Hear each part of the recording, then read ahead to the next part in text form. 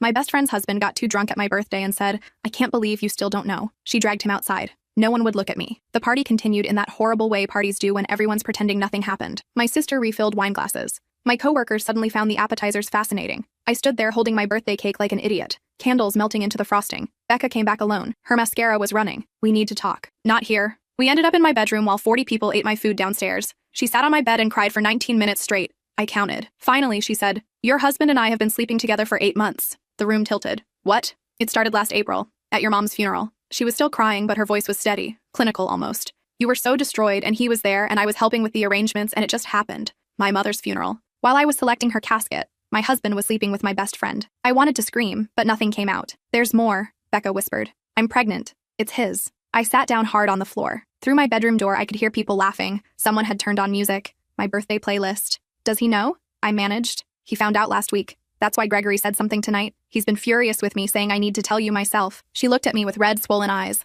"I'm keeping it. The baby, I mean." I thought about the past 8 months. All the times she'd come over for girls' nights. How she'd held my hand through my grief. The weekend trip we took in June where she insisted I needed to get away and relax. The whole time she was sleeping with my husband. "Where is he now?" I asked. "Downstairs, playing host." Her voice broke. "He told me to handle it. Said you'd understand eventually because we're going through a rough patch anyway." We weren't going through a rough patch. At least, I didn't think we were. But apparently, I didn't know anything. I stood up, my legs shaking, walked to my dresser and pulled out the envelope I'd hidden under my sweaters. Inside were plane tickets. Paris. For our 10-year anniversary next month. I'd been saving for 2 years, planning the surprise. "Get out," I said quietly. "Please, I'm so sorry. Get out of my house." She left. I could hear her saying goodbye to people, making excuses. The party slowly died. One by one, guests trickled out. My sister came to check on me, but I locked the door. Finally, it was just me and my husband. I heard his footsteps on the stairs. The bedroom door handle turned. "We should talk," he said through the wood. I opened my laptop instead, started searching, found what I was looking for in 18 minutes, printed the documents, put them in a folder. When I finally opened the door at 2 a.m., he was asleep on the couch. I stood there watching him, this stranger I'd built a life with. Then I saw it. His phone on the coffee table, screen still lit. A text from Becca sent an hour ago. I picked it up, scrolled through months of messages, photos, plans, discussions about their future, about how they'd handle telling me, about whether they should wait until after my birthday to break the news. My birthday. Today. The worst part wasn't what I expected. It was the message from 11 months ago, before my mom died, before their affair supposedly started. "Can't wait to see you tomorrow. She'll be at work until 6. I screenshot everything, every message, every photo, every declaration of love, sent them all to myself. Then I put his phone back exactly where I found it. The next message was from a 1.5 years ago, then 2 years. The affair hadn't started at my mom's funeral. That was just when they stopped being careful. They'd been together since before we bought this house, before my dad's stroke, before everything. I kept scrolling, found messages from Becca complaining about Gregory, about how boring he was, how she wished she could just leave him but the optics would be terrible. Gregory worked for my husband. That's how we all met. We'd been friends for 6 years. There were messages about me, how I was always so trusting, how easy it was, how my husband would laugh about the excuses I'd believe, book club, yoga class, girls' weekend, all of it lies. My hands were shaking so hard I almost dropped the phone. There was a video. I shouldn't have clicked it. I knew I shouldn't, but I did. It was our bedroom, our bed, filmed 2 months ago while I was visiting my dad in his nursing home. I watched for 30 seconds before I had to stop. The nausea was overwhelming. I walked to the bathroom and vomited until there was nothing left. When I came out, my husband was awake, standing in the doorway, watching me with careful eyes. "You know," he said, not a question. "Get out. This is my house too. We need to discuss this rationally." "Rationally?" I laughed, and it sounded unhinged even to me. "You've been sleeping with my best friend for years. In our bed. You got her pregnant. And you want rational?" He had the audacity to look annoyed. "It's complicated. You wouldn't understand. Try me." He sat down on the couch, running his hands through his hair, the same gesture he used when pitching to clients. He was preparing a sales pitch for why destroying my life was actually reasonable. "We weren't happy," he started. "You were always so focused on your mom, then your dad, never on us." Becca understood me. She supported my career in ways you never did. I stared at him. "My mother died. My father had a stroke. And you're saying I didn't support you enough? See? This is exactly what I mean. Everything's always about you and your family drama. When was the last time you asked about my day, my goals, my needs?" I thought about the promotion dinner I'd planned last year, the investor party I'd organized, the countless nights I'd stayed up helping with presentations. But he was right about one thing. I had been focused on my parents, because they were dying and sick and needed me. "When did it start?" I asked. "The truth this time." He hesitated, then shrugged. "The week after we got married. 10 years. A decade of lies. I'd spent my entire marriage being cheated on. Every anniversary, every birthday, every holiday. All of it contaminated. The baby," I said. "Is it your first?" His silence was answer enough. "How many?" "Becca's had 2 miscarriages. This is the first one that stuck." He said it like he was discussing stock options. Clinical, detached. "Does Gregory know about any of this?" "He suspected. That's why he drank so much tonight. He finally confronted Becca last week and she admitted everything. My husband looked at me with something like pity. He's filing for divorce. Thought you should know that too. Gregory. Sweet, kind Gregory, who always brought wine to dinners and remembered everyone's birthdays. He'd known his wife was cheating and stayed quiet to protect me from the truth. Until tonight, when the alcohol made him brave enough to stop pretending. I want you out, I said. Now. It's 3 a.m. Be reasonable. You have 15 minutes to pack a bag. After that, I'm calling the police. He stood up, finally realizing I was serious. We need to discuss the house, the assets. You can't just kick me out. I pulled out my phone, started dialing. He grabbed his keys and wallet, muttering about lawyers and unreasonable women. The door slammed behind him hard enough to rattle the pictures on the wall. I sat in the silence of my empty house. Our wedding photo stared at me from the mantel. We looked so happy, so stupidly, blissfully happy. I took it down and threw it in the trash. Then I called my sister. She answered on the second ring, voice thick with sleep. What's wrong? Can I stay with you for a while? Of course. What happened? I'll tell you when I get there. I packed quickly. Clothes, documents, my mother's jewelry box, the essentials. Everything else could wait. As I was loading my car, my phone rang. Unknown number. Hello? Is this Mrs. Phillips? A woman's voice. Professional. Clipped. Yes. This is Detective Morrison with the Fraud Division. We've been investigating your husband's company. We need you to come in for questioning tomorrow morning. My stomach dropped. Questioning about what? I can't discuss details over the phone, but you should know we've frozen all accounts associated with Dalton Phillips and his business partners. That includes your joint accounts. I leaned against my car. All of them? Everything we could find. The investigation's been ongoing for 8 months. We're executing warrants tomorrow. 8 months. The same amount of time Becca had claimed the affair was happening. While I was grieving my mother and caring for my father, my entire life was imploding in ways I didn't even know about yet. What is he accused of? Wire fraud, money laundering, embezzlement. The victim's total is over $2 million so far. I really can't say more. She paused. Do you have access to any funds that aren't joint? I have a savings account from before we got married. Good. Don't tell your husband about this call. And get a lawyer. A good one. She hung up. I sat in my car in the driveway of the house I'd thought was mine, processing. My husband was a cheater, a liar, and apparently a criminal. The life I'd built was completely fabricated. Every single piece of it was rotting from the inside. My phone buzzed. A text from Becca. Please don't hate me. I never meant for this to happen. I typed back. You've been sleeping with my husband since the week after my wedding. You meant for it to happen. It wasn't like that. We fell in love. You don't understand what it's like to feel truly connected to someone. I'd been married to the man for a decade, had supported him through career changes, family deaths, and apparently multiple crimes. And she was telling me I didn't understand connection. When's the baby due? I asked. February. It's a girl. February. 5 months away. I did the math. She'd known for at least 2 months before tonight, had come to my house for dinner, had helped me plan my dad's birthday party, had pretended to be my friend while carrying my husband's child. Congratulations, I typed. Hope Dalton's lawyer fees don't eat into the college fund. What do you mean? I didn't respond. Let her figure it out on her own. If she was going to build a life with my husband, she deserved to know what kind of man he really was. I drove to my sister's apartment. She met me at the door in her bathrobe, took one look at my face and pulled me into a hug. I didn't cry. Couldn't. The hurt was too big for tears. Tell me, she said. So I did. All of it. The affair, the pregnancy, the fraud investigation. She listened without interrupting, her face getting harder with each revelation. That absolute bastard, she said when I finished. And Becca, I never liked her. You invited her to Christmas last year? Because you loved her. I always thought she was fake. My sister stood up, started pacing. Okay, first thing tomorrow, we're getting you a lawyer. Then we're going to the bank and making sure they can't touch your savings. Then we're documenting everything. The detective said not to tell Dalton about the investigation. Good. Let him think you're just upset about the affair. Men like him always underestimate angry women. She looked at me. Are you going to be okay? I didn't know. How was I supposed to be okay? My marriage was over. My best friend had betrayed me. My husband was apparently a criminal. My mother was dead. My father didn't remember my name half the time. And I was sitting on my sister's couch at 4 a.m. on my birthday, trying to figure out how my life had become unrecognizable. I will be, I said, because what else could I say? I didn't sleep. Just lay on my sister's guest bed, staring at the ceiling. At 7 a.m., my phone started buzzing. Dalton. I ignored it. He called 12 more times before finally leaving a voicemail. Baby, please, we can work through this. It was a mistake. I love you. Becca doesn't mean anything to me. Call me back. I deleted it without finishing. The next voicemail was different. My accounts are frozen. The police are here. What did you do? Call me back right now. So he'd figured it out. Good. My sister knocked on the door. Coffee? We sat at her kitchen table and she pulled up lawyer recommendations on her laptop. Found one who specialized in divorce and fraud cases. Called and got me an emergency appointment for that afternoon. What about work? My sister asked. Are you going to tell them? I hadn't even thought about work. I was supposed to be in the office in 2 hours, but how could I sit through meetings and pretend everything was fine when my entire world was on fire? I'll call in sick, I said. For how long? I don't know, until I can breathe again. The lawyer's office was in a high-rise downtown. Her name was Patricia Vance, and she had the kind of sharp eyes that missed nothing. She listened to my story, taking notes on a legal pad. The fraud investigation complicates things, she said when I finished. Any assets acquired during the marriage could be considered proceeds of crime if they can prove the timeline. The house, cars, joint accounts, all of it could be seized.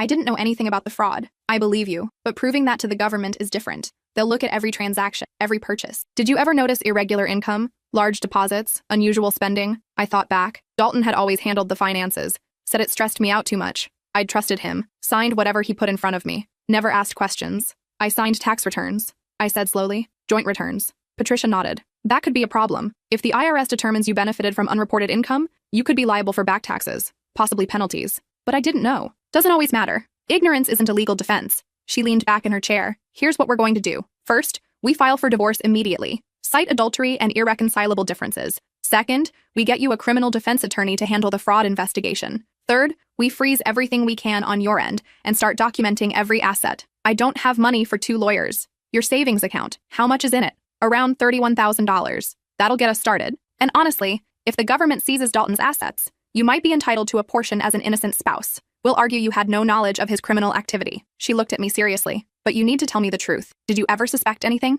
I wanted to say no, but there had been moments. Times when Dalton had been vague about business deals. Nights he'd come home late smelling like expensive perfume. Receipts I'd found and questioned before he'd explain them away. I'd chosen to believe him because it was easier than facing the alternative. I suspected the affair, I admitted, but I convinced myself I was being paranoid. And the fraud? Never. I thought his business was legitimate. Patricia made more notes. Okay, we can work with that. The affair actually helps us. Shows he was deceptive in multiple areas of your marriage. Judge will be sympathetic. I left her office with a retainer agreement and a stack of homework. Document every asset. List every account. Provide tax returns for the past 5 years. Write a timeline of when I noticed suspicious behavior. My phone had 34 missed calls. Dalton, Becca, numbers I didn't recognize. 1 voicemail from Gregory. I'm so sorry, his message said. I should have told you sooner. I was a coward. If you need anything at all, please call me. I saved his number. Deleted the rest. That night, my sister made dinner while I sat at her table filling out Patricia's questionnaire. When did you first notice irregular spending? When did your husband's behavior change? List all major purchases in the last 5 years.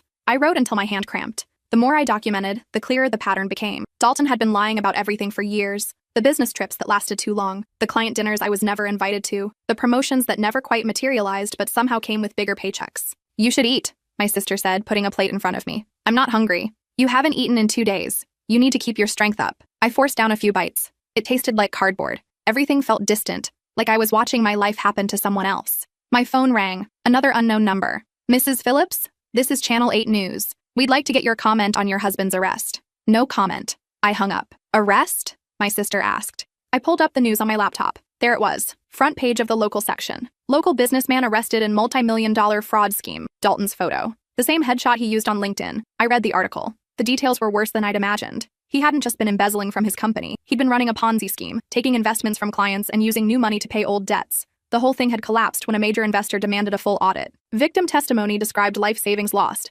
retirement funds gone, people who'd trusted Dalton with their money now facing bankruptcy. And the whole time, he'd been living large. The house, the cars, the lifestyle, all of it bought with stolen money. I thought about the Paris tickets, the anniversary trip I'd been planning. That money was probably from some retiree's pension fund. My phone kept ringing. More reporters. I turned it off. You should release a statement, my sister said. Get ahead of this. Saying what? That you had no knowledge of his criminal activity. That you're cooperating with authorities. That you're a victim too. Patricia agreed when I called her the next morning. She drafted something professional and cold. Within hours, it was on every local news site. My face next to Dalton's, the betrayed wife, the innocent party. I hated it, but it worked. The reporters stopped calling. The focus shifted back to Dalton and his crimes. The divorce papers were filed that afternoon. Dalton was served in jail. His lawyer called within the hour. My client wants to discuss reconciliation, he said. No, he's willing to enter marriage counseling. He acknowledges his mistakes. He committed fraud and got my best friend pregnant. There's no counseling for that. Mrs. Phillips, perhaps you should consider your financial situation before making hasty decisions. If you divorce now, you'll be entitled to half of the marital assets. But if those assets are seized by the government, I'll have half of nothing. I'm aware. I paused. Tell your client I want nothing from him except my freedom. He can keep the house, the cars, all of it. I just want out. Patricia wasn't happy when I told her. You're entitled to alimony, to a settlement. Don't give that up. It's all stolen money. I don't want it. The court might not see it that way. You could be walking away from hundreds of thousands of dollars. I don't care, she sighed. At least let me negotiate something. Your savings account? That's yours from before the marriage. We can protect that. And any inheritance from your parents. My mother's life insurance. The small amount my dad had in his account before the stroke. It wasn't much, but it was clean, not tainted by Dalton's crimes. Fine, I said. But I want this done quickly. I don't want to spend years fighting over his blood money. The preliminary hearing was set for 2 weeks later. I had to testify about what I knew and when I knew it. The prosecutor was surprisingly kind. We don't think you were involved, she said, But we have to establish a timeline. Your testimony will help build the case against your husband. I told them everything. How Dalton had handled all the finances, how I'd signed documents without reading them carefully, how I'd trusted him completely. The prosecutor took notes, occasionally asking for clarification. Did he ever discuss his business dealings with you? Sometimes, but it was always vague. He'd say he landed a new client or closed a big deal, but never specifics. Did you ever meet these clients? I thought about it. No, he said mixing business and personal life was unprofessional. What about bank statements? Did you review those? He said he'd handle it. I was busy with my job and taking care of my parents. The prosecutor nodded. And you had no knowledge of the affair until your birthday? I suspected, but I didn't know for sure. How long had you suspected? Maybe 6 months. Small things, perfume on his clothes, late nights, but he always had explanations. After the hearing, I sat in my car in the courthouse parking lot. My phone buzzed. A text from Becca. Can we talk? I need to explain. I stared at the message. Part of me wanted to hear what she could possibly say to justify what she'd done. The other part knew there was no explanation that would make any of this okay. I typed back, there's nothing to explain. You made your choices. Live with them. Please, I'm losing everything too. Gregory's taking the house. My parents won't speak to me. I'm pregnant and alone. You're pregnant with my husband's baby. You're not alone. You have exactly what you wanted. Dalton's in jail. He can't help me. His assets are frozen. So that's what this was about. She'd lost her meal ticket and wanted sympathy. Not my problem, I typed. She called immediately. I sent it to voicemail. She called again and again. Finally, I answered. What? Please, I need help. I don't have anywhere to go. Go to Dalton. I hear jail has visiting hours. Don't be cruel. I made a mistake. I loved him. You destroyed my marriage. You slept with my husband in my bed while I was taking care of my dying parents. You don't get to call me cruel. I'm sorry, I really am. But I need someone who understands. I laughed. It came out harsh and bitter. Understands what? That you're a liar? A cheat? That you used our friendship as cover to sleep with my husband for years? It wasn't like that. It was exactly like that. You made a choice. Every single time. You chose him over me, over our friendship, over basic human decency, and now you're facing the consequences. The baby is not my concern. Figure it out like the rest of us do. I hung up, blocked her number, blocked Dalton's, blocked everyone connected to that part of my life. That night, I sat with my sister and made a list. Everything I needed to do to build a new life, find a new apartment, change my name back, update my bank accounts, tell my father, though he probably wouldn't remember, start therapy. You're going to be okay, my sister said. I know. And for the first time since my birthday, I actually believed it. The divorce was finalized in 90 days. Dalton didn't contest it. His lawyer told Patricia he was focused on the criminal trial. I got my maiden name back, got my savings account, got my mother's jewelry and my father's watch. Everything else went to the government or Dalton's victims. I moved into a small apartment across town, 1 bedroom, furnished with secondhand furniture from Craigslist. It was quiet, clean, mine. Gregory reached out a month later, asked if we could meet for coffee. I almost said no, but something in his message made me reconsider. We met at a cafe downtown. He looked terrible, exhausted,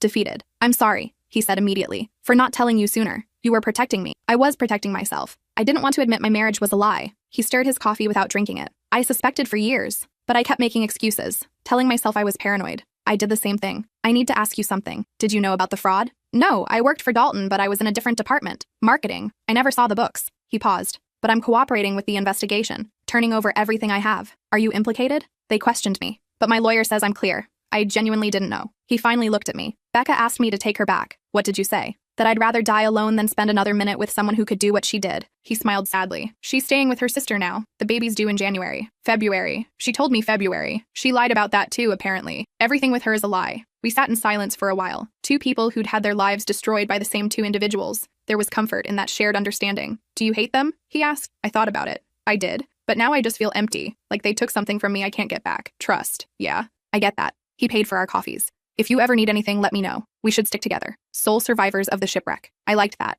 Sole survivors. It made the pain feel less isolating. Dalton's trial started in November. I didn't attend. Read about it in the papers instead. The prosecution laid out everything. The fake investments. The forged documents. The lies told to clients. Witness after witness testified about money lost. Lives ruined. The defense tried to paint Dalton as a businessman who made mistakes. Poor judgment, not criminal intent. The jury wasn't buying it. He was found guilty on all counts, sentenced to 15 years in federal prison. I felt nothing when I heard the news. No satisfaction, no vindication, just a distant sense that a chapter had finally closed. Becca had the baby in January. A girl named Claire. She sent me a photo. I deleted it without looking. My father died that spring, peacefully in his sleep at the nursing home. I held his hand during his last days, even though he didn't know who I was anymore. At his funeral, my sister stood beside me. Gregory came too. Becca sent flowers. I had them removed. 6 months after the divorce, I met someone new. Not romantically. Just a friend from work who invited me to a pottery class. I went because I had nothing else to do. Found I actually enjoyed it. The meditative quiet of shaping clay, creating something with my hands. I started going every week. Made terrible bowls and lopsided mugs. Didn't care. It was something that was mine, untainted by Dalton or Becca or any of that past life. A year after my birthday, I woke up in my small apartment and realized I'd gone an entire day without thinking about the betrayal. It was the first day, but it proved it was possible. My sister called that morning. "How are you feeling? Better? Want to come over for dinner tonight? I'm making your favorite. I'll be there." I hung up and looked around my apartment. It wasn't much, but it was honest. Everything in it was earned cleanly, bought with money from my own job. No lies, no fraud, no betrayal. My phone buzzed. An email from Patricia. The victim restitution fund had been established. Some of Dalton's seized assets were being distributed to the people he'd defrauded. I wasn't entitled to any of it, but she thought I'd want to know that at least some justice was being served. I forwarded the email to Gregory. He'd lost money too. Investments Dalton had recommended. Retirement savings gone. He responded immediately. "Good. Maybe some good can come from this mess." That night at my sister's apartment, over pasta and wine, she asked about my therapy. "It's helping," I said. "I'm learning to trust again. Slowly. Dating? God, no. Maybe someday, but not yet. That's okay. You've got time." I did have time. I was only 34. My whole life ahead of me. Different than I'd planned, but maybe better. More authentic. More mine. On the anniversary of my birthday, I threw myself a small party. Just my sister and Gregory and a few friends from work. We ate cake and laughed about terrible dates and shared embarrassing stories. Nobody mentioned Dalton. Nobody asked about Becca. It was the best birthday I'd had in years. Later that night, alone in my apartment, I pulled out the envelope from 2 years ago. The Paris tickets. They'd expired, useless now, but I kept them as a reminder of who I'd been, who I'd trusted, what I'd lost. Then I threw them away. I didn't need reminders anymore. I was building something new, something real, and this time, I'd know the difference. The pottery class became a turning point I hadn't anticipated. The instructor, a woman named Helen in her 60s, had gentle hands and a patient way of correcting mistakes without making you feel incompetent. She'd survived her own divorce years ago. Could tell just by looking at me. "You're gripping too hard," she said one evening, watching me wrestle with a lump of clay. "You can't force it. You have to guide it." I loosened my grip. The clay responded immediately, becoming pliable under my fingers.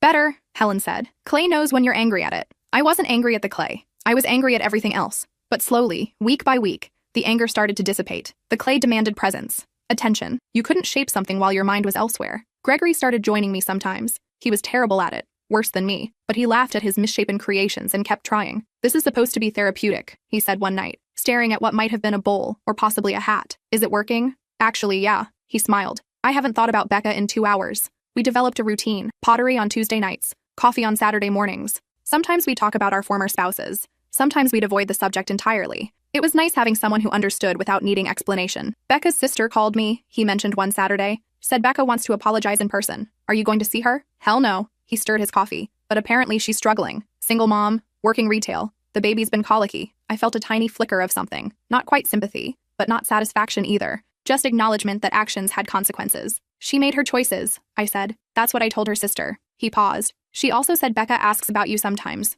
Wonders how you're doing. She can keep wondering." The truth was, I was doing better than I'd expected. The job I'd taken after the divorce had turned into a promotion. My boss appreciated my attention to detail, my ability to spot inconsistencies, skills I developed while documenting Dalton's lies. I'd also started volunteering at a women's shelter on weekends, helping women leaving bad situations navigate the legal system. It felt good to use my experience for something productive. One of the women I helped was named Tessa. She'd left her husband after 20 years of financial abuse. He'd controlled every penny, made her account for every purchase. Now she was learning to budget for the first time in her adult life. "How did you do it?" she asked me one afternoon. "Start over. 1 day at a time," I said. "Some days I managed 1 hour at a time. Does it get easier?" "Eventually. Not in a straight line, but eventually." She nodded, taking notes. She reminded me of myself a year ago, lost but determined, broken but not defeated. My therapist said I was making remarkable progress, that most people took years to reach the level of acceptance I'd achieved in 18 months. I didn't feel remarkable. I felt exhausted, but functional, and that was something. The second anniversary of my birthday approached. My sister wanted to throw me another party, but I declined.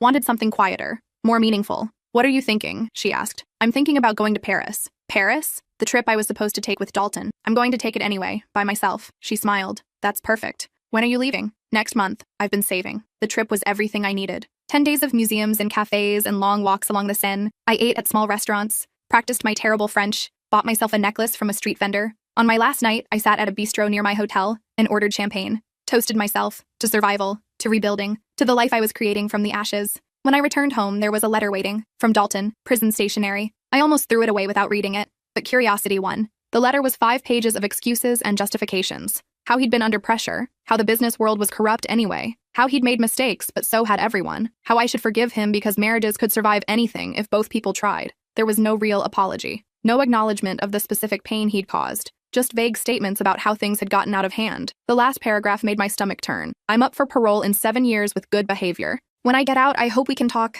Maybe try again. We had something special. I know you felt it too. I read it twice to make sure I wasn't hallucinating. He actually thought there was a future for us, that I'd wait around for him to serve his time for defrauding innocent people and then welcome him back with open arms. I wrote a response. Short, direct. Dalton, we don't have anything. We never did. What we had was built on lies, fraud, and betrayal. I've moved on. I suggest you do the same. Don't contact me again. I mailed it that afternoon. Felt lighter immediately. Gregory laughed when I told him about it over coffee. The audacity. You have to admire it. In a psychopathic kind of way. Did Becca ever write to you? Once? Similar tone? How she'd made mistakes but we could work through it? How the baby needed a father? He shook his head. I sent back one word. No. Good. We sat in comfortable silence. The kind that only exists between people who've survived the same storm. I've been thinking about dating, Gregory said suddenly. Yeah? There's a woman at work. She asked me to dinner. I said yes. That's great. Is it? I don't know if I'm ready. Don't know if I'll ever trust anyone again. You won't know until you try. What about you? Any prospects? I thought about the man from the pottery class who'd asked for my number, the colleague who'd invited me to a concert,